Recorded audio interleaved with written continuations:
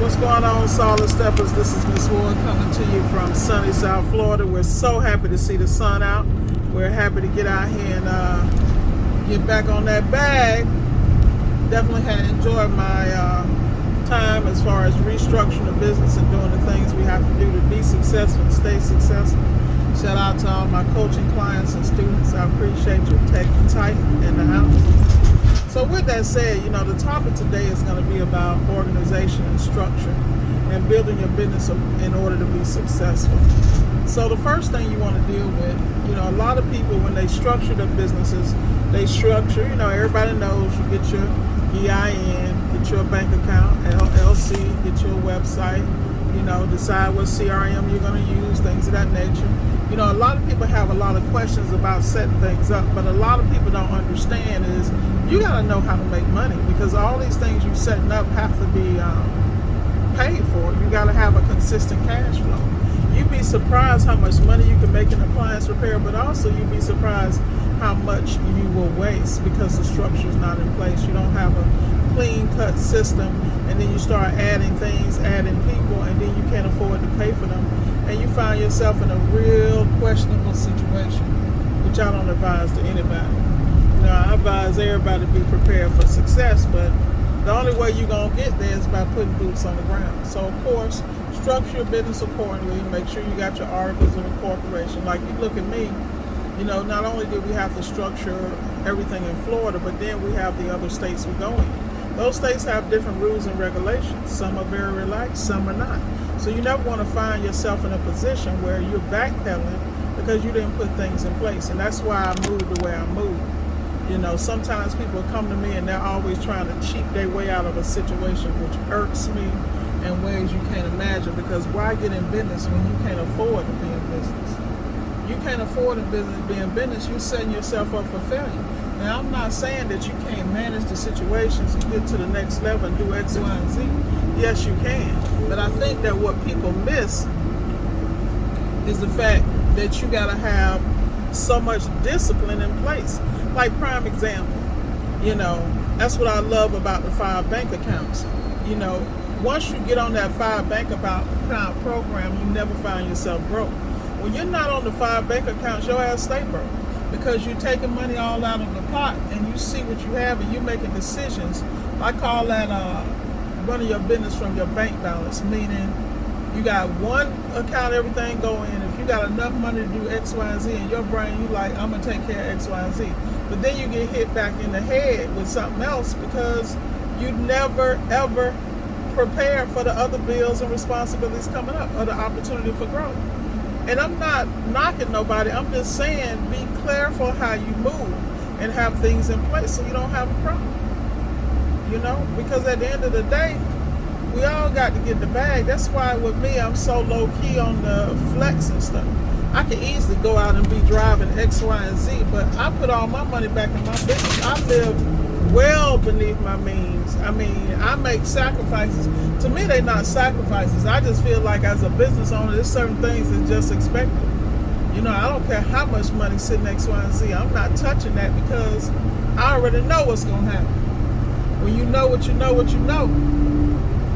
And I think that's what a lot of people have to take a moment and look at. And then on top of that, you can't have everybody in your business. And the reason I say that is most people don't go to business a certain way. Like, I think so out the box that 99% of the people I talk to can't comprehend what I'm saying because it don't make sense. It don't make sense to you because you ain't me. I'm a whole different caliber of being, and I move differently because when I'm making plans and making moves, I'm making moves for 10, 20 years from now. I'm not making moves for today. And that means you got to have some patience because the results may not show up immediately. They're going to show up later, but you got to trust the process and trust yourself. And you got to be in tune enough to know when to pivot and how to move. Like, prime example, you've always heard me talk about government contracts. Luckily, I've been able to do some dynamic work through, the emergency disaster relief because I was already signed up. I'm already in the states that have the problems. All y'all people in Texas and the Carolinas, y'all need to get on that FEMA game. If you didn't do nothing else I told you to do that FEMA game. Get on it because you'd be surprised. I'm going to just be quiet right there. But at the end of the day, if opportunity knock, you're the closest person to the disaster. You're the quickest one to get the bag. This is a fact. But you got to be ready to move like that. If you ain't ready to move like that, you got to be willing to move like that. And you got to realize you can't be scared by the fact that ain't nobody ever did it. Well, guess what? Go read and figure it out. Because I love coaching people. I mean, I do, but I'll be honest with y'all, most of the time I really don't. Because most people come to me unprepared and they have no idea what business is. And this is why I'm so antisocial when it comes to that. And I'm antisocial because why I got to be the asshole? Why I got to be the one to tell you to tighten your stuff up? It's one thing when you come in with the passion, you focus, I see the potential. But I also see them jacked up ass habits you got. Because I got some of the same ones. So how am I hold you accountable and me too? When you a whole grown person, I can't change your outlook. I can't change your mindset.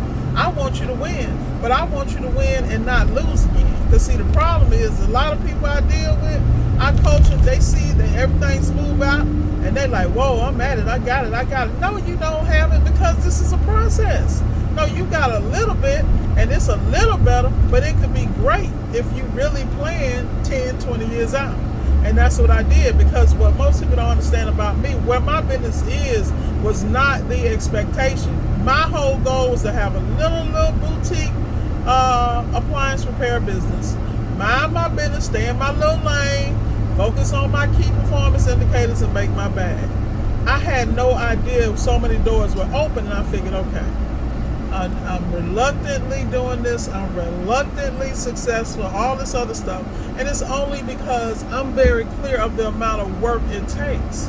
I like everybody else, when the hell I'm gonna have some time for me? But I also realize that as you grind and do what you need to do, there will be people, places, and things attracted into your life, so you can still enjoy life, get the bag, and stay ahead of the competition. As far as I'm concerned, I don't have any competition because I move in such an elite manner that most people, they think they know, but they don't. But like I said, if you need some coaching or anything like that, hit the links below. We cover everything from government contracts to business credit to streamlining your business, putting things in order so you can be successful. But don't come to me and don't be prepared to work, because I'm not your friend, I'm your coach. And that's the difference between me and so many people. People want to be polite and do this and that, and they don't want to hold people accountable. Then you frustrated because you out here working harder than them for their damn business. I'm not going to do that for anybody. That's not how I get down. I want you to win, but I want you to win the right way. I need you to be able to access and go be successful and go to the next level without Miss Ward. I don't have a problem with that. Just throw me a little credit here and there, and I'm good. But at the end of the day, you got to be successful on your own. All you can do is take the crumbs and the things I give you and move to the next level, and that's what I'm recommending everybody do. The only way you're going to win is to stay consistent, stay true to the call on your life and your goals. Some of you guys have families, guys and girls have families, and let me tell y'all something about that.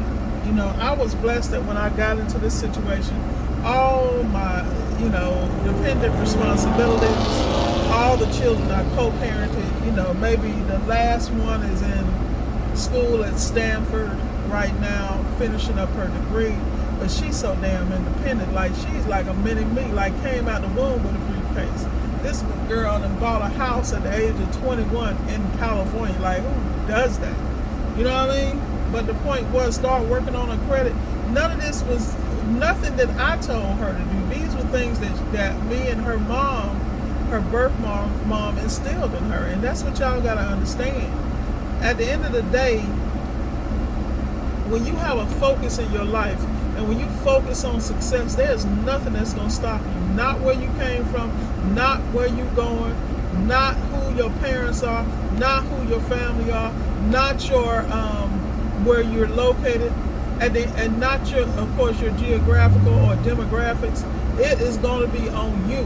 There's some people in this world that are just meant to be successful no matter what they go through, simply because they were built for that. I'm one of those damn people. So all the haters, keep hating. And all y'all who know what I'm talking about, because you just like me, keep grinding, because that's what we do. With that said, be blessed, y'all. And don't look back, just look forward. Go get it. Stay blessed.